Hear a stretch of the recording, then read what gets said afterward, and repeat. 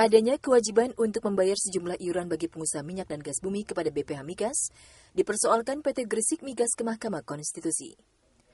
Dalam sidang pendahuluan yang dipimpin oleh Wakil Ketua MK Anwar Usman Selasa 20 Januari 2015, pemohon melalui kuasa hukumnya Wirawan Adnan menyatakan, pemohon merasa hak konstitusionalnya dirugikan akibat dari berlakunya peraturan pemerintah tentang kewajiban iuran bagi perusahaan migas yang merujuk kepada Undang-Undang Penerimaan Negara Bukan Pajak dan Undang-Undang Minyak dan Gas Bumi.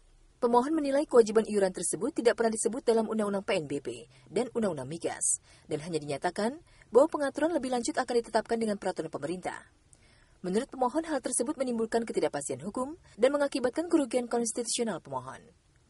Dengan argumentasi itu, pemohon meminta kepada Mahkamah Konstitusi agar Undang-Undang Penerimaan Negara Bukan Pajak dan Undang-Undang Minyak dan Gas Bumi dinyatakan bertentangan dengan konstitusi. Atas permohonan itu, Majelis Hakim Konstitusi memberikan nasihat agar pemohon memperjelas urutan peraturan perundang-undangan dan menunjukkan ketentuan mana yang menurut pemohon yang sifatnya dapat memaksa. Majelis Hakim Konstitusi juga meminta kepada pemohon untuk memperjelas argumentasi permohonan. Menurut Hakim Konstitusi Anwar Usman, jangan sampai permohonan yang diajukan oleh pemohon lebih condong kepada persoalan implementasi dari undang-undang.